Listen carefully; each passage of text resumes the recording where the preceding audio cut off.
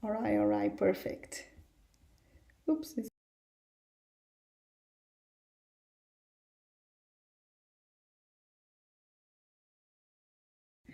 I have to mute myself on YouTube, otherwise I can hear both. Oh my gosh. All right, everybody. So, welcome. Good evening to this beautiful Wednesday. And today we will talk about the multitude of inhabited worlds. Um, it's been a journey already. So we saw a lot of interesting things. And as a quick recap, let us all remember that Spiritism is the philosophical doctrine, but with religious consequences. And we've been learning that, especially because we see that all of our decisions and our beliefs, they have consequences. And those consequences, we will answer to all of them. So, things that we have to have in mind is that this doctrine has at least three pillars: philosophy, so then we can understand the whys, the science is a huge, very important pillar, teaching us the hows, I would say, and then religion is teaching us the what, like what is the which are the values that should move us forward. So this is extremely important. And the beliefs that we have in Spiritism is the existence of God, and we will talk about a little bit more about this, the existence of the spirits and the survival after death. So it's not only that we have spirits and then it's gone. The spirits keep living after leave the body. The possibility of reincarnation, the multitude of inhabited worlds, and the communicability with the spirits. We will go over all of them class after class. First, we understood God, and in the Spirits book, when Allan Kardec asks, "What is God?" the answer is God is the supreme intelligence, the first cause of all things. And here is where we start understanding that all intelligent effect must have an intelligent cause, and God is this intelligent cause for all the things. And the attributes of God is eternal, it doesn't start, it doesn't end, especially for our senses that are very, very limited. Is immutable, which is good because we can count with the consistency of our God. It's immaterial because we cannot see with the senses, with this matter. It's unique, so it's not that there are a lot of different gods, it's just one. It's all powerful. There is nothing that God can't do. It's supremely just and good. If it's intelligent, it's not going to cause any harm to anyone, especially anything that was created by God. So we can count with our loving Mother, Father, as being supremely just and good. So if we want to please God, one single rule is the most important one: do unto others what you wish them to do unto you. This was said by Jesus, and this is the golden rule. So if we have any doubt if we are doing good, if we are doing right, just put ourselves in the shoes of our brothers and sisters and see if that is what we would wish them to do unto us.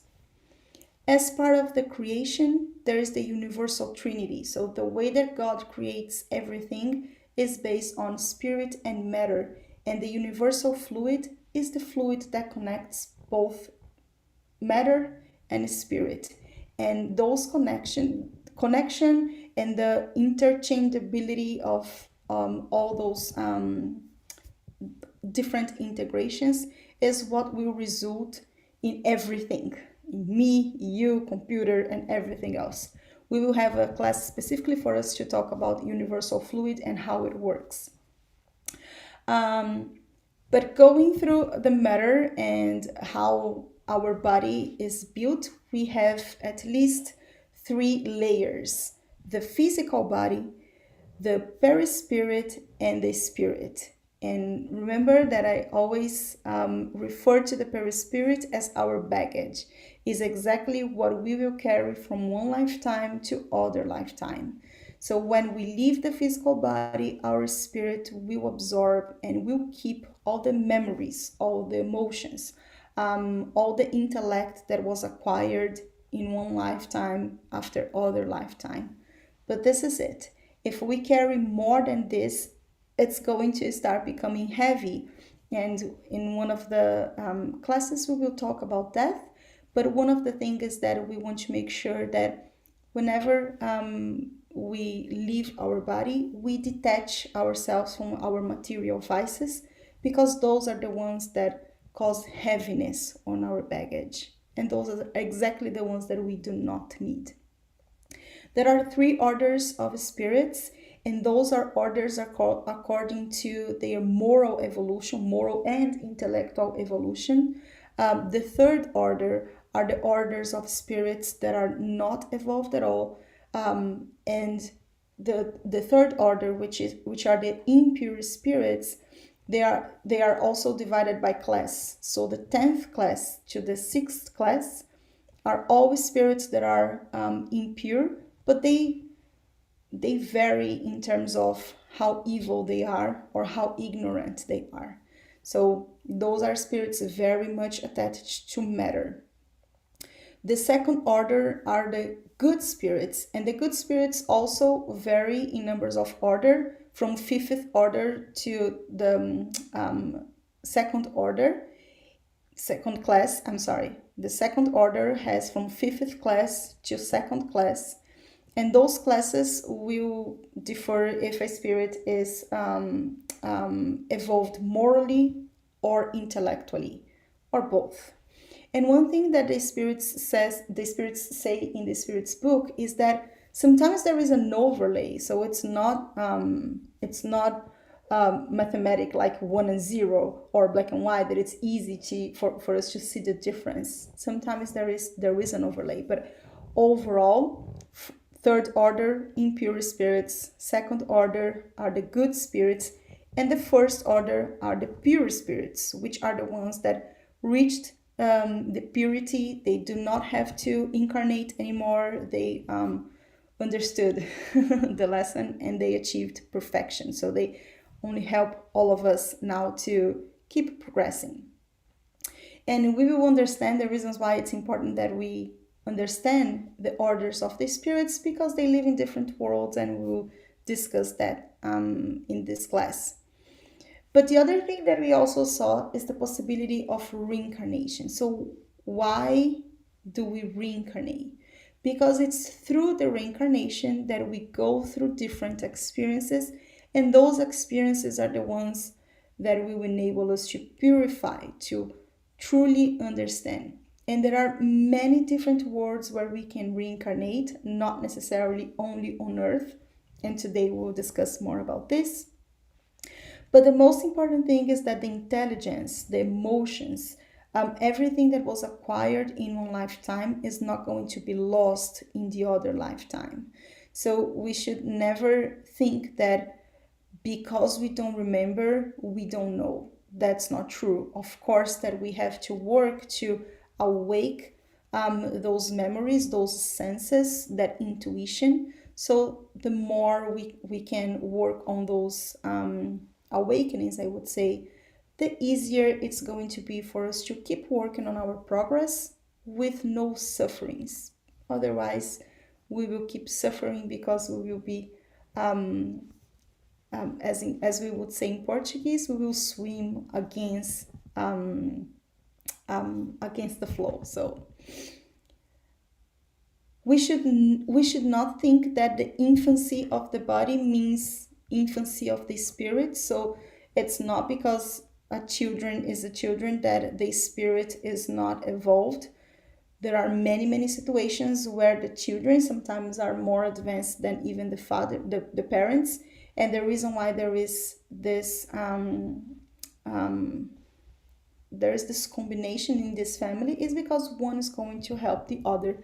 And there are also those brief incarnations, and those are mostly of time either because the spirit needs to just go through some specific experience, or most of the time is a trial for the parents that will have to go through the pain of losing a kid.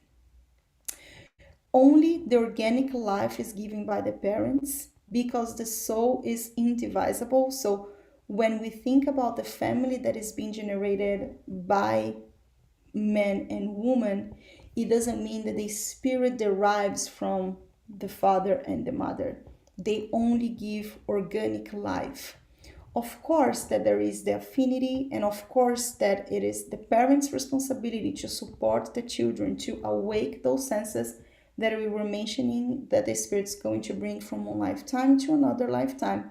But it doesn't mean that the children carry parts of uh, the mother's moral or the father's moral.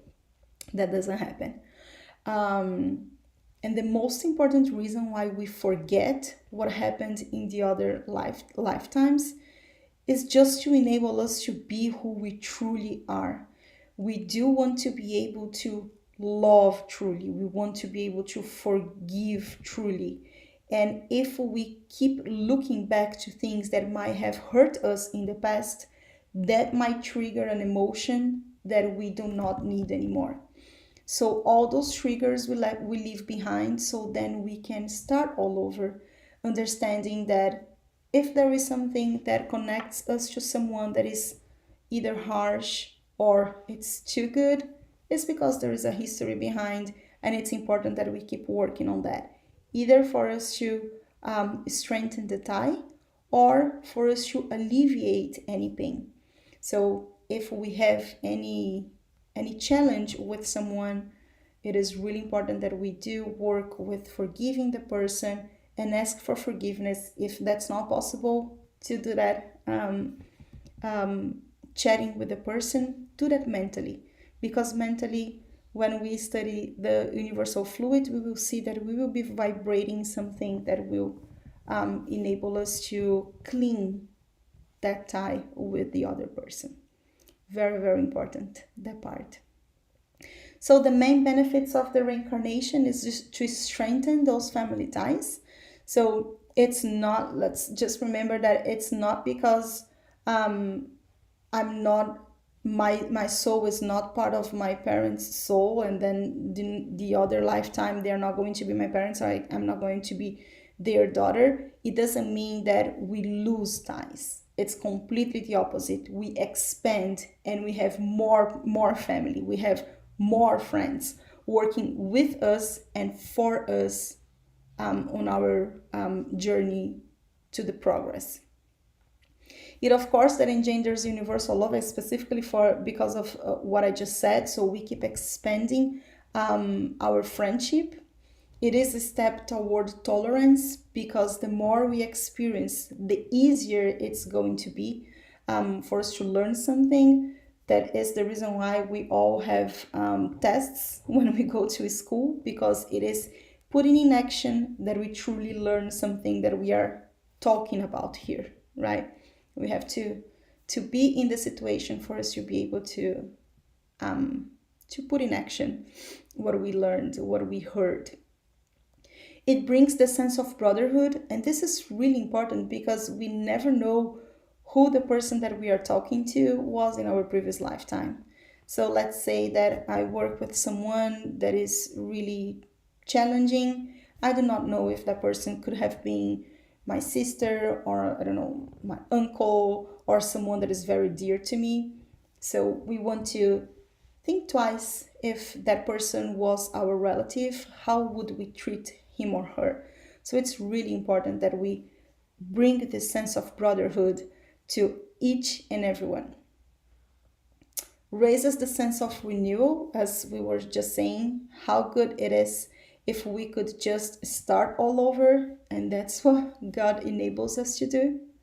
And it elongates the time sense. So we should be very, very careful when we put ourselves in the position of judging, because our sense of judgment is only tiny to a couple of days slash years of this lifetime. So let us be very, very careful. And there is this saying that when we are pointing to someone, there's one finger pointing to someone and all the others are pointing to ourselves. So we should be cognizant with that. Any questions on our recap? No? All right. Okay, so let's talk about the multitude of inhabited worlds. I just noticed that I didn't change the agenda in here, which I apologize for.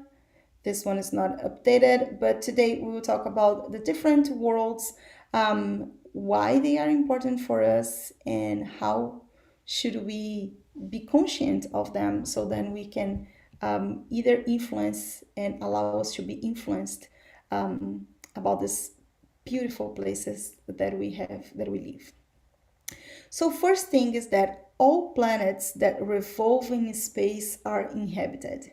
This is again said by the spirits, and I think that the most beautiful thing about this is that each and every world has exactly the environment that is necessary for the inhabitants that are there. So on planet Earth, we have specifically what is needed for the birds be able to fly, and they have the right beak and then the right flowers. And then we have the fish with specific skin and specific ways of eating, and everything is harmonious. And the same with us human beings. We happen air quotes here, we happen to have everything that we need for us to live.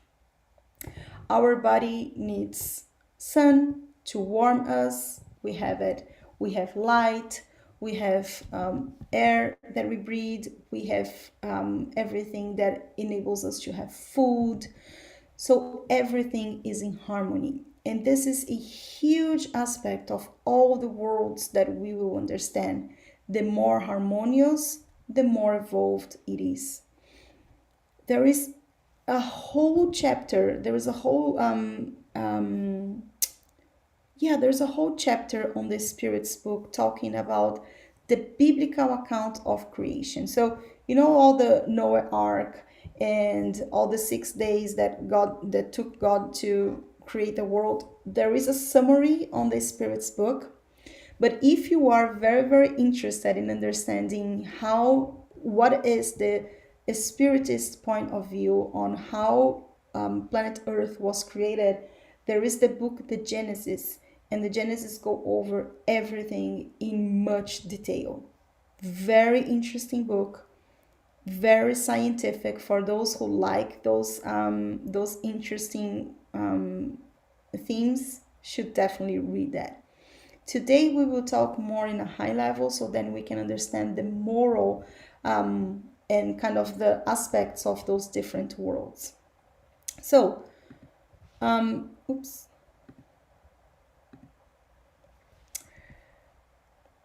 let's start with Jesus. And this, just one thing that I wanted to point here is that, there you go, thank you. So one thing that I wanted to point in here is that for most of the classes I'm using the Spirit's book. But for this class specifically, we are going to use more of the gospel. So if you're interested, I can point you specifically to the chapters. But there is the very specific chapter, which is there are many dwellings in my Father's house, and this is where Saint Augustine mostly is going to take us through all the things that we are going to see here. But let's start with Jesus Christ telling us, "Let not your heart be troubled. You believe in God, believe also in me. There are many dwellings in my Father's house. If there were not so, I would have told you, for I am going to prepare the place, and after I have gone and have prepared the place for you, I will return and will take you with me, so that there where I am, you may also be." This is in the Gospel of John, where Jesus is already telling us that there are other places.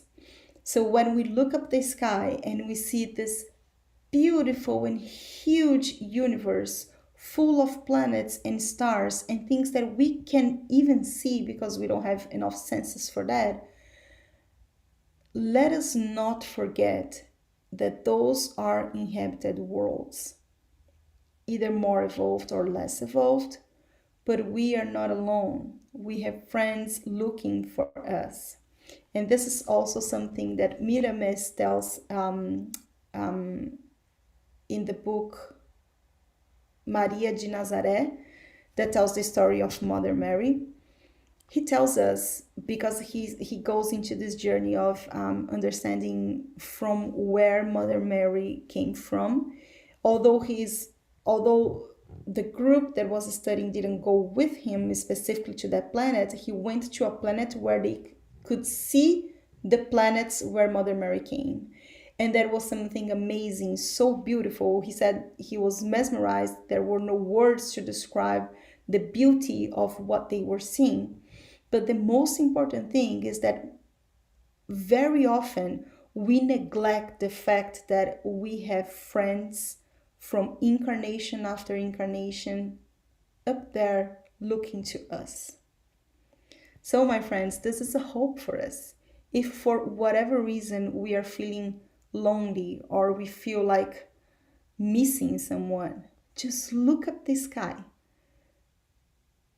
Make that connection. It is possible. So let's understand the different worlds, the different states of the soul in errant state. So, errant state is nothing more than the soul while in between incarnations.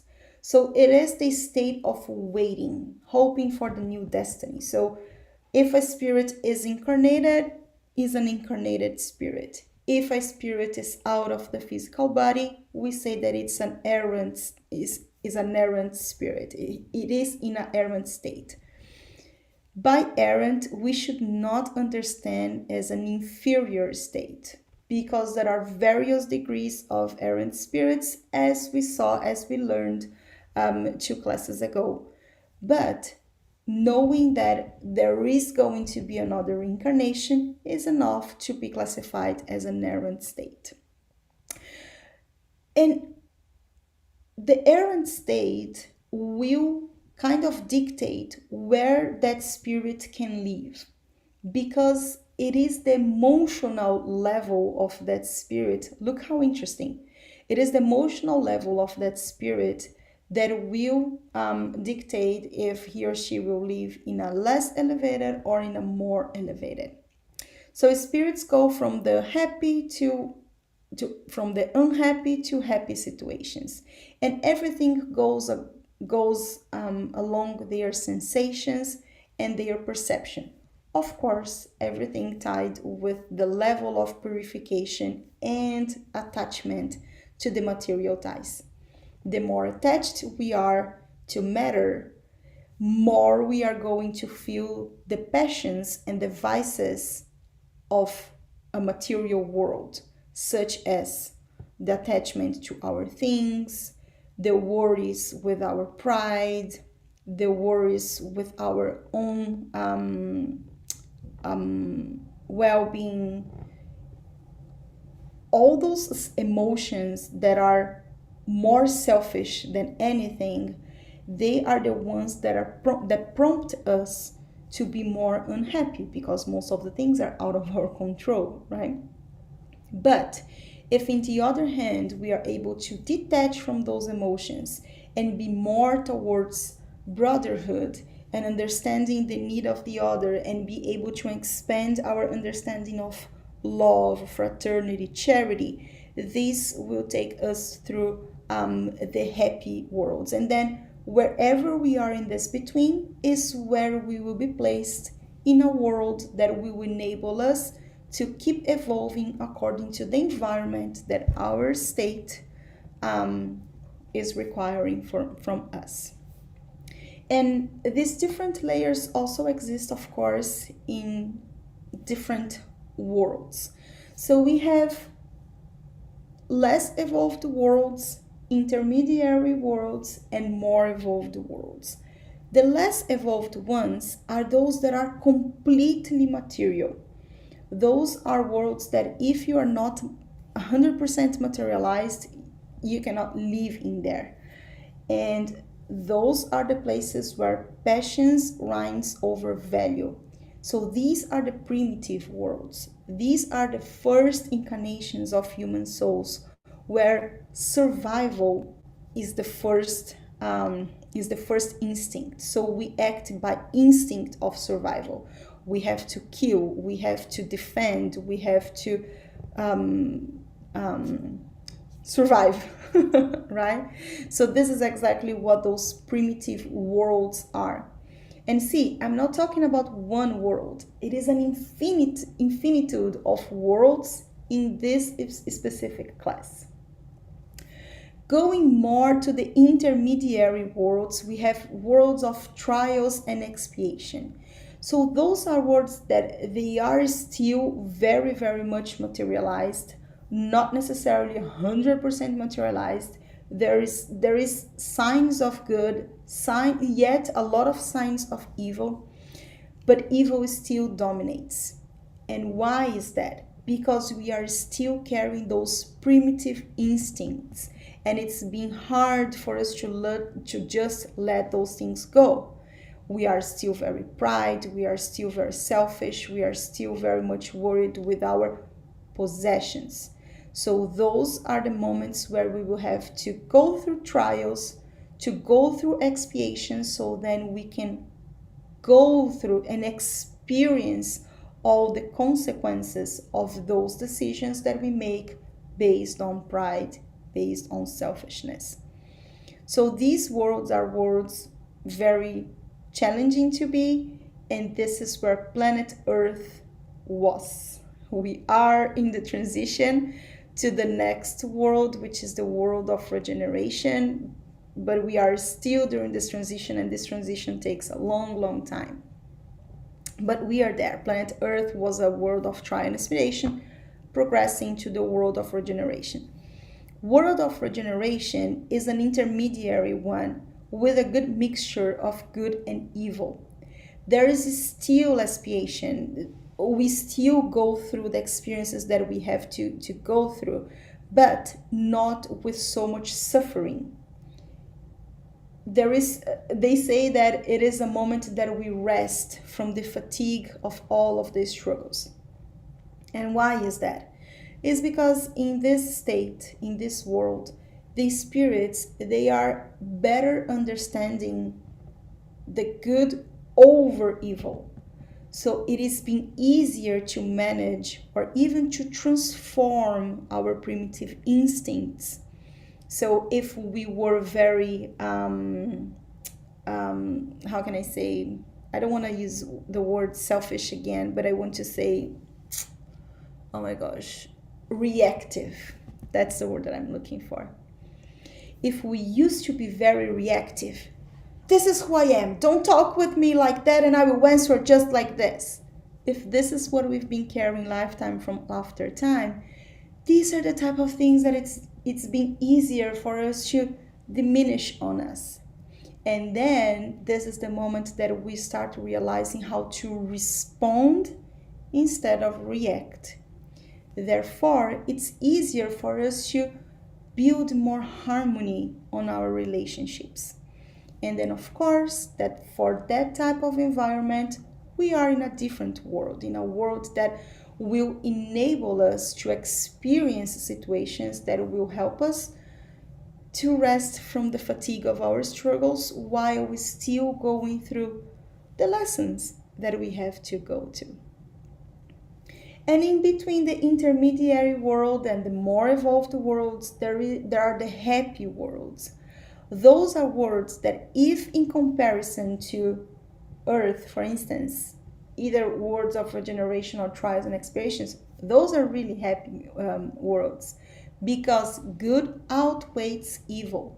But it doesn't mean that evil does not happen in there. It still does. Those are worlds that, again, we are still progressing, and this is in between material and spiritual. But those are the worlds that we are going to kind of I don't want to say proof, but it's more of like make sure that we are consistently evolved on the values that we already developed in the previous worlds, because those are the moments that we all want to, we are all pursuing the good for everybody. So it's not that we are looking for selfish reasons, we do not have pride anymore, but there is always someone that might deviate from that. So these are the characteristics of the happy worlds.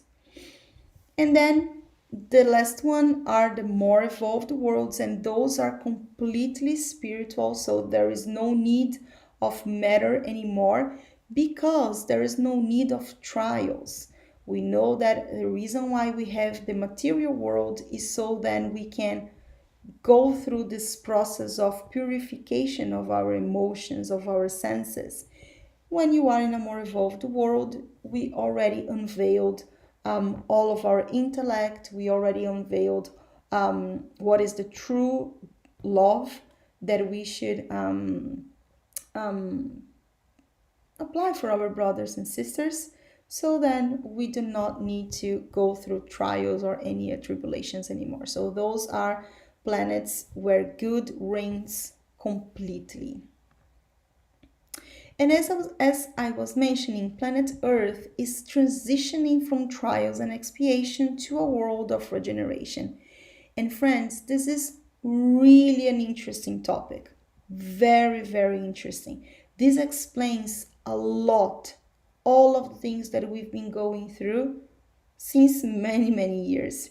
So if you are interested, there are books, and I'm going to talk about them in the next slide. So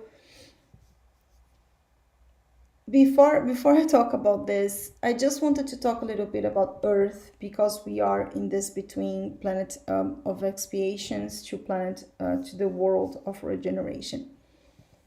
This is the destiny of our planet. Our planet, just like all the others, will inevitably progress. But the reason why it was still in this misery that we are seeing all over, hunger and luxury and abuse everywhere, those are in result of our state. But one thing that we should also be aware is that not all of humankind is on planet Earth, but just a tiny fraction on it.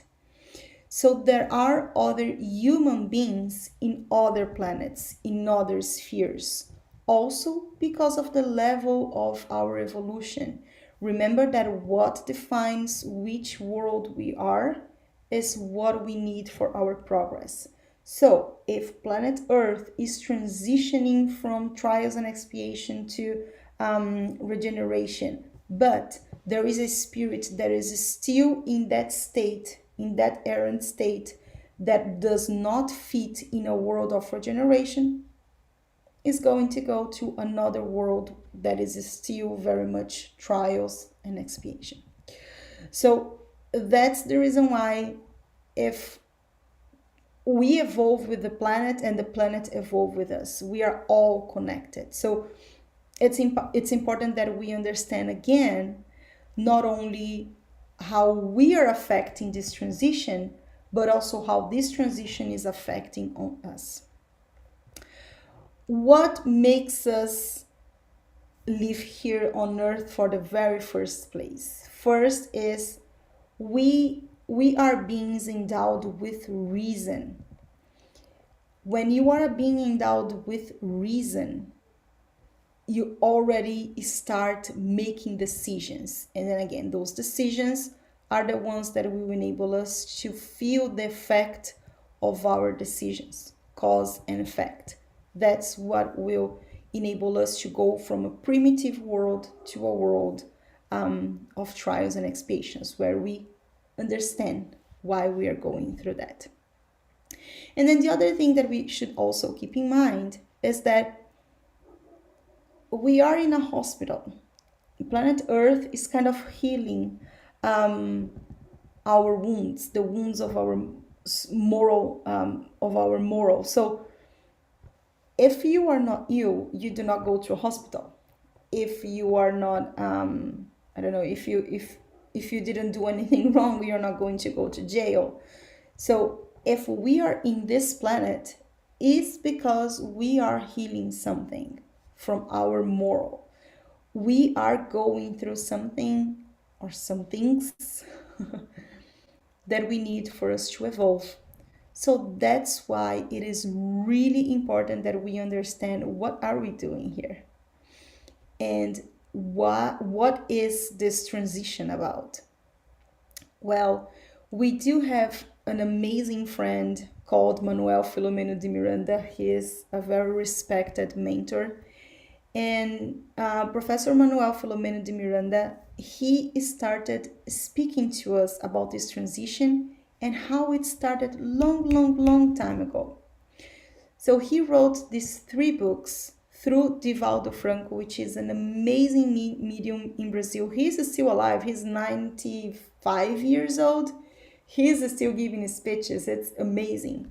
But he started this trilogy with the planetary transition, explaining to us what was going on from a spiritual perspective, dawn of a new era, which is what's going on, how it is all coming into life, and then on the way to a world of regeneration. And this one was written really recently, now in November 2021,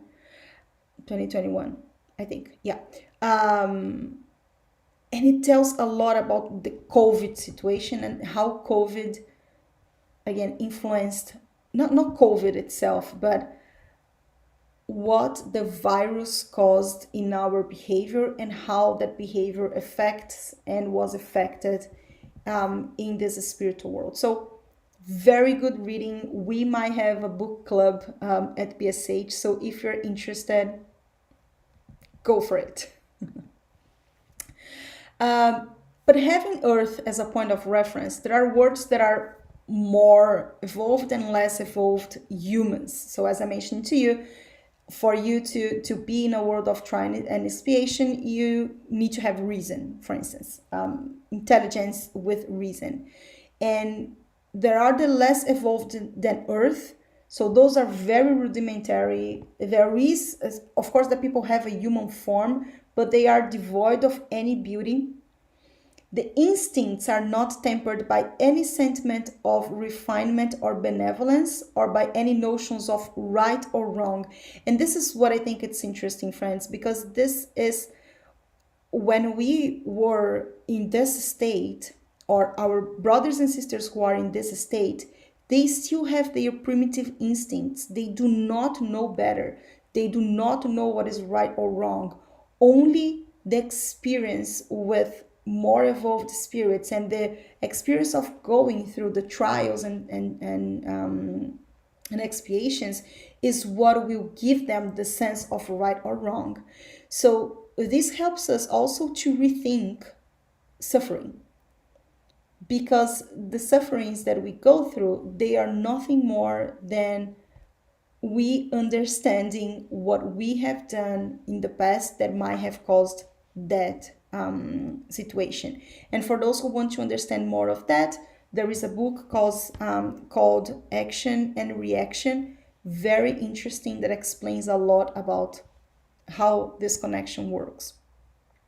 So in this state, brute force is the only law. As I mentioned, we are living to survive, and we spend life in conquest of food. Again, latent intuition of a supreme being. The planets that are still hosting human form, but it's more involved, the planet Earth, they are embellished with perfection and it's more purified. We don't have earthly needs, no diseases, because we do not need them anymore. There is no deteriorations. All the senses are more refined. There are specific lightness of the body, and it enables us the rapid and easy locomotion. So when we talk about the spirits, remember that one aspect of the spirit is how fast they could travel. And this is exactly the same thing here. It's just showing us that our body is so much lighter that we do not have to go walking. We can, with the speed of our thoughts, just travel to wherever we want. At this type of world, humans do not try to raise themselves above other, but only above themselves by striving for perfection. So those are the happy worlds where we just look at ourselves and see how we can get better and better. And I just wanted to bring a message from Emmanuel in the book Let Us Follow Christ that is very interesting and touching. We are, as humanity, millions and millions of beings making a journey from instinct to intelligence, from intelligence to reason, and from reason to angelhood. So I think it's very interesting. So then I hope that this triggers us to be more tolerant and benevolent with the brothers and sisters who are still very strong on their primitive instincts. We are here to help each other. So, talking a little bit more about the worlds of trials and expiation, these are places of exile of spirits who rebel against the law of God. So those are worlds, and talking just a little bit more about this, I'm not going to talk about the primitive worlds because, I mean, we mentioned already primitive people are there looking for food and survival. And the trials of expiation is when we start feeling the consequences of our decisions. So, of course, we have to have intelligence so then we can use it for something, for either good or bad. Therefore, experience whatever we have um, to learn. We have evil tendencies, so there's a lot of moral imperfections, again, because the primitive state is about survival and everything goes evolve from there. But the one thing that we should always keep in mind is that it's not because a spirit is incarnated in a world of trial and expiation that that person is still very primitive. There are levels of development yet in the trials of expiation. So there are the primitive people, so those are that are coming from this type of world for the very first time, and these are the ones that have the more tendencies for evil because of their ignorance. There are also the foreigners, and I'm going to jump the semi-civilized because I'll go back to that, but the foreigners are all those spirits who have already been incarnating over and over in worlds of trials and expiation, but these are those who consciently do not want to evolve. They enjoy doing the evil and they enjoy going through those trials and tribulations. So it's our free will. Each one of us can decide which path we want to go, and this is also respected. But there are also the semi-civilized spirits. These are the ones with more stages, more advanced stages of progress. They are still understanding how to evolve, but the most important thing is that all of them are together, so all of them can ascend the instinct of brotherhood. Again, it's still very primitive, it's still very embryonary. Sorry, I don't want to use the word primitive not to make confusion, but it's still very embryonary in this embryonary stage. But this means that it's awakening the sense of fraternity, the sense of brotherhood. And again, there are many levels of worlds of trials and expiation. But I really would like us to have in mind that the reason why it is a trial and expiation is because we are learning.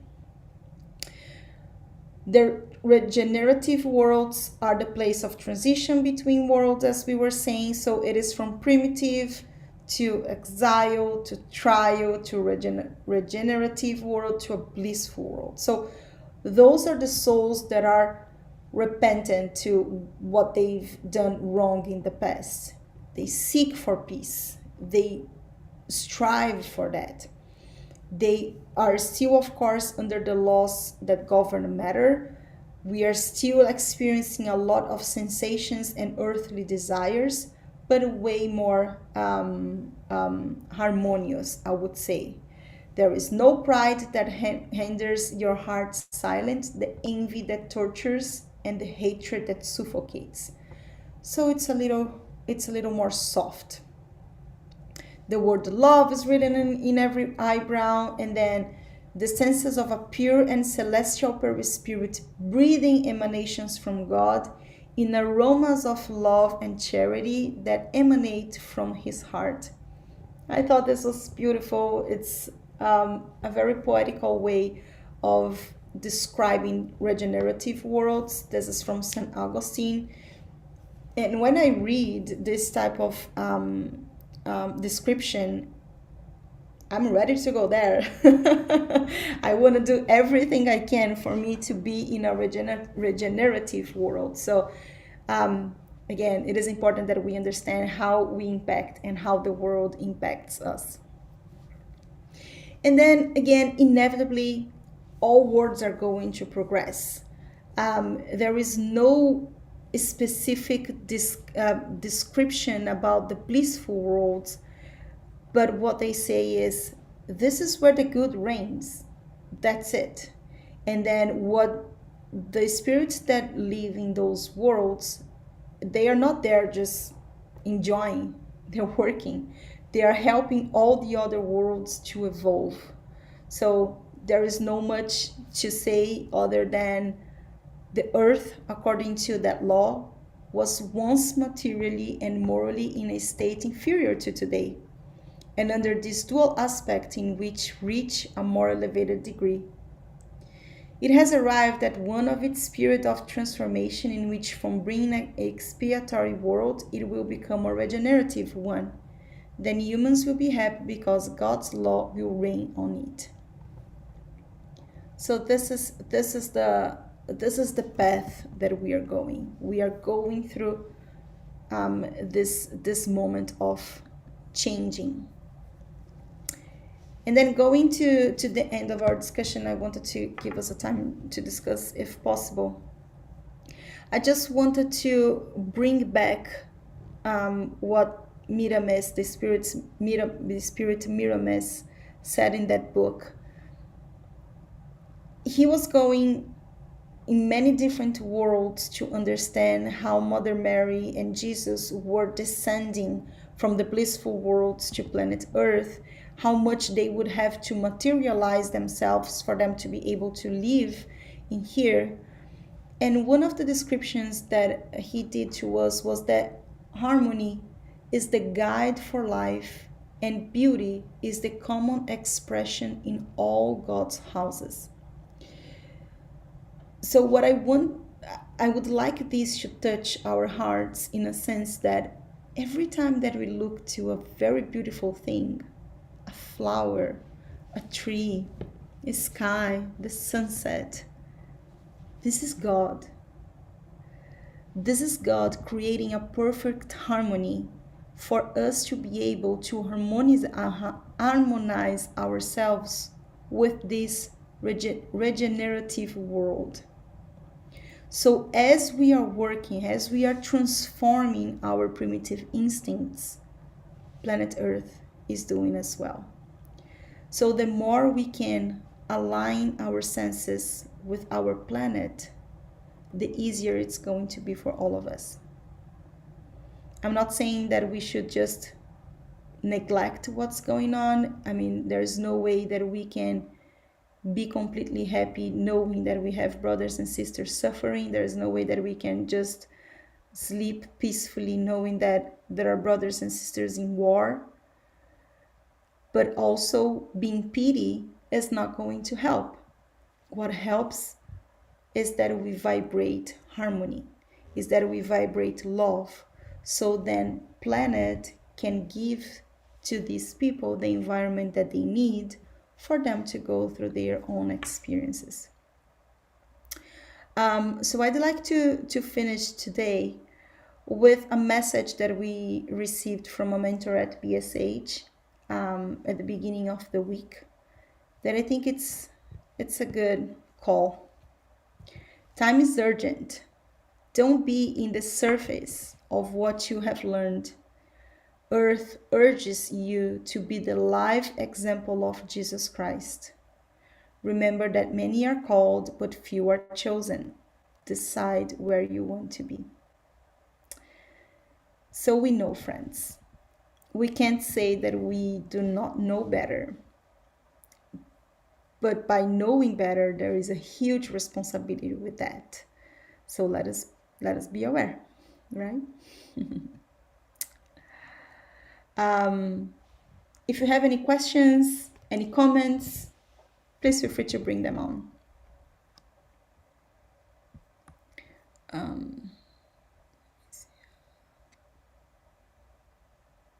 Stop sharing. It's very interesting to know that in this huge universe, there are so many more of us, right? Isn't it amazing? Yeah, I think so.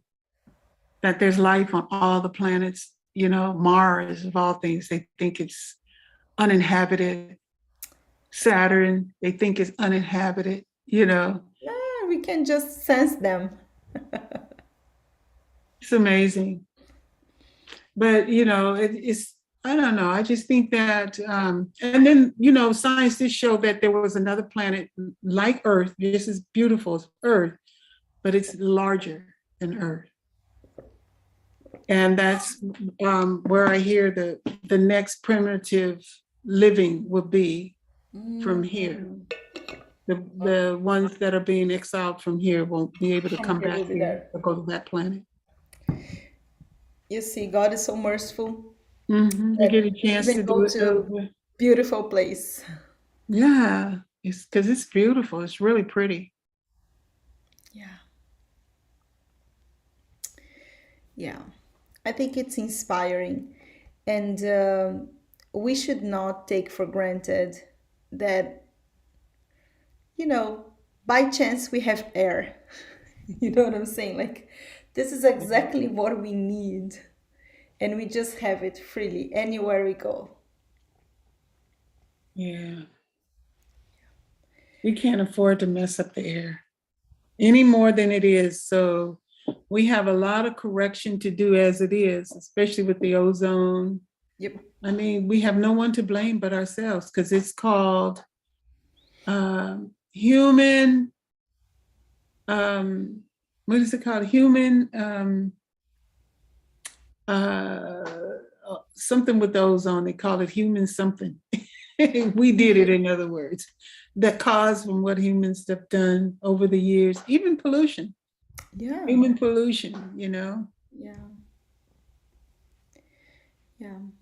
And that's exactly what I think. Like every time that I'm not saying that we will be able to shift and then all of a sudden be 100% organic and do not use plastics anymore and do not use gasoline or petroleum or all that kind of stuff. But the more we can, the better it is.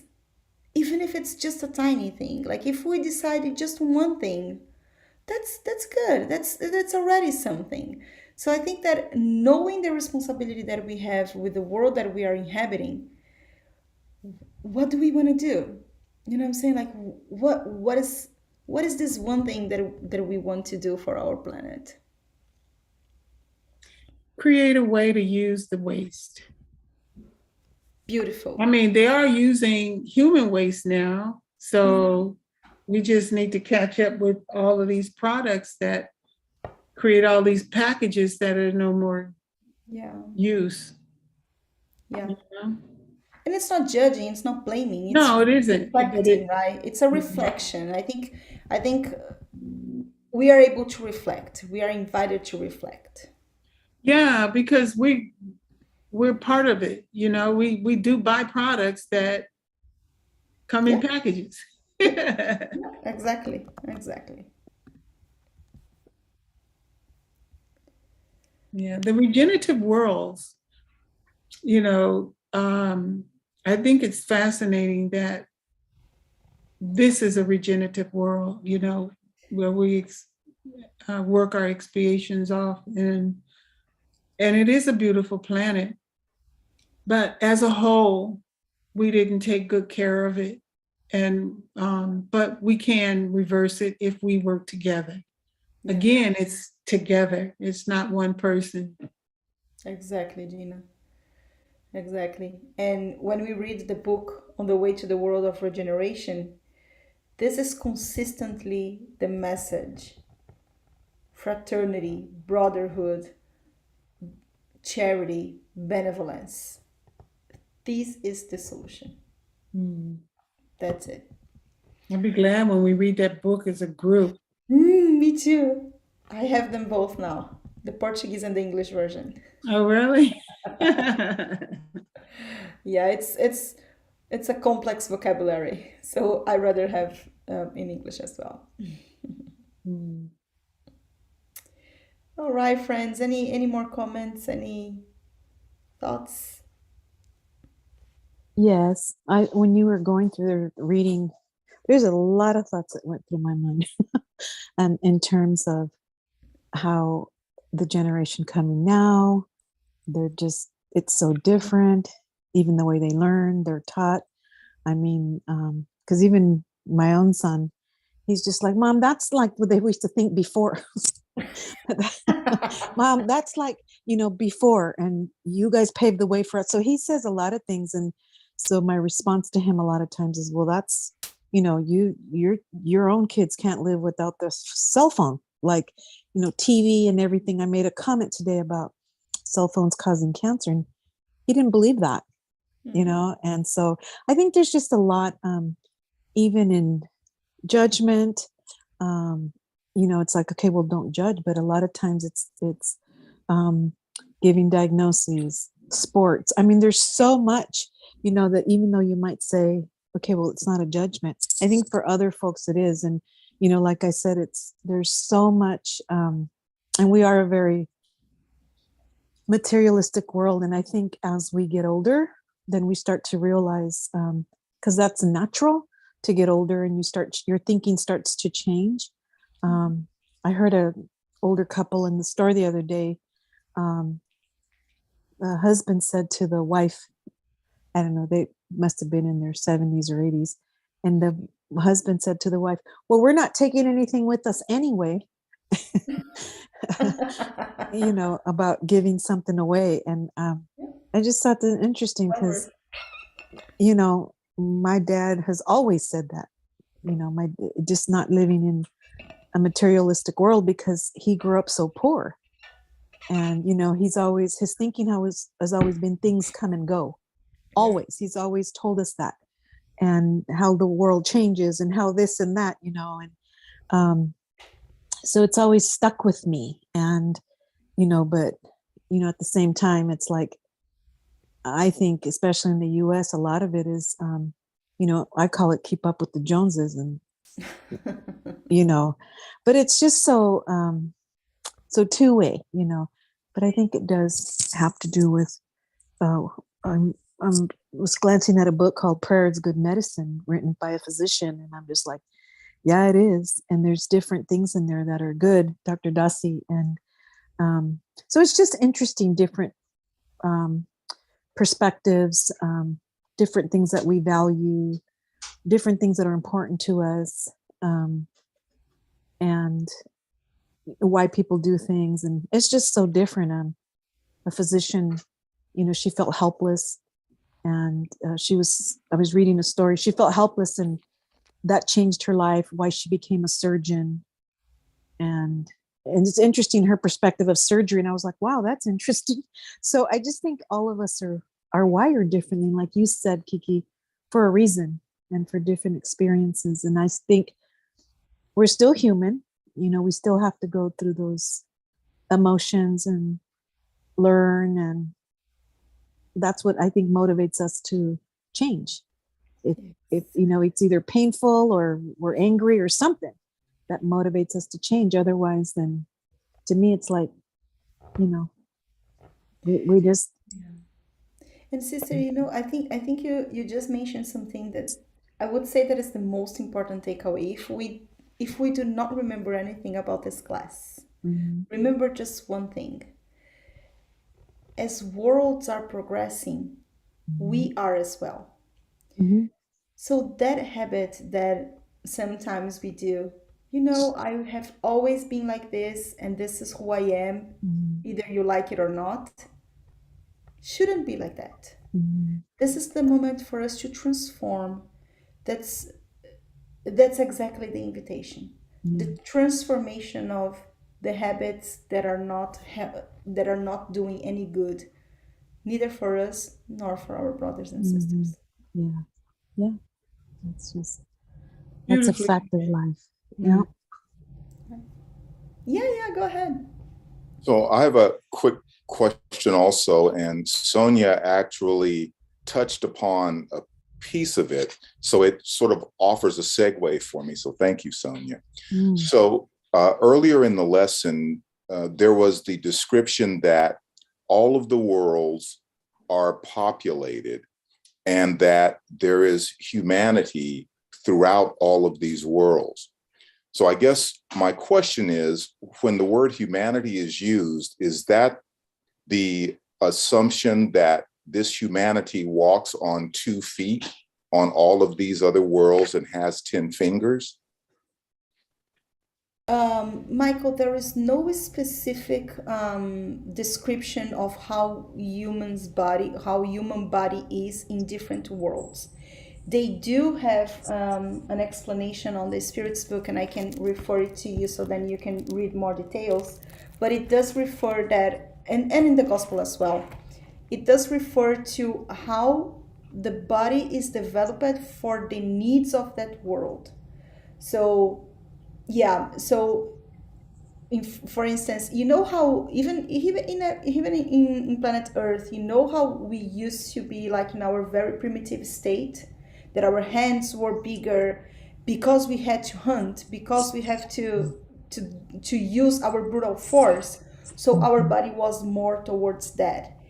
And that transformation of the body happens from the very primitive to the lighter state.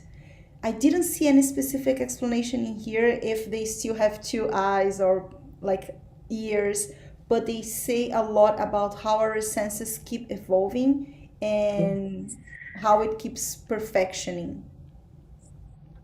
Thank you very much. No, and again, there are many more of these books that I have yet to read, but I just wanted to ensure that I was not hearing that there is an assumption that on all the many worlds that God has created, he makes everything to look like what we see every day, knowing that there are environments that require other Exactly. adaptations. mm, Yeah. Your understanding is correct. It's the same that I'm understanding. We have the body that we need for that specific world.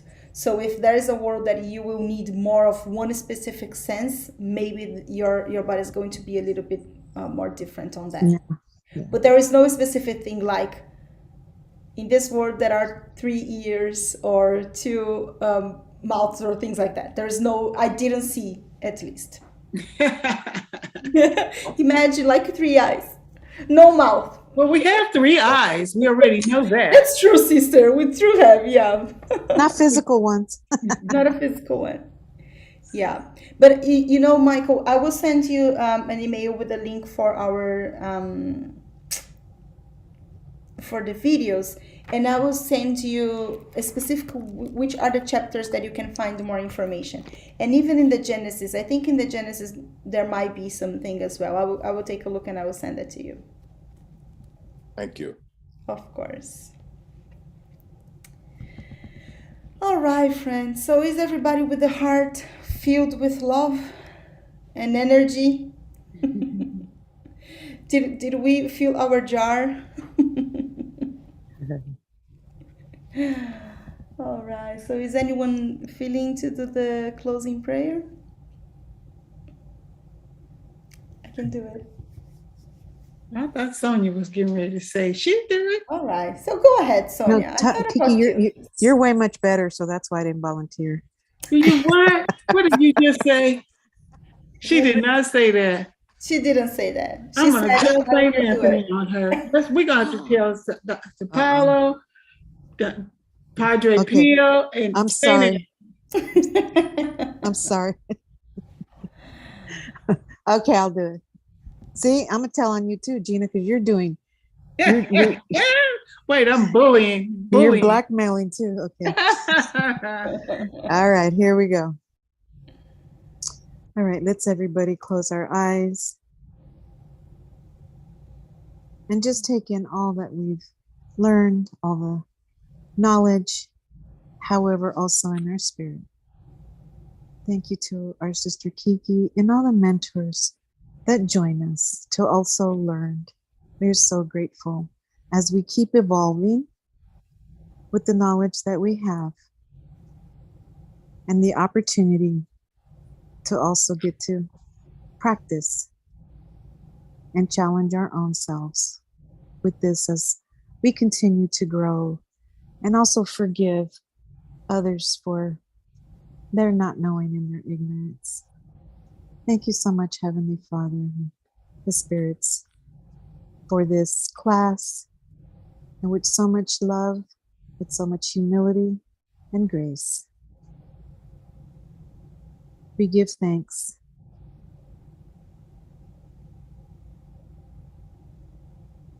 And close our prayer for this evening with the prayer that our Heavenly Father taught us. Our Father, who art in heaven, hallowed be thy name.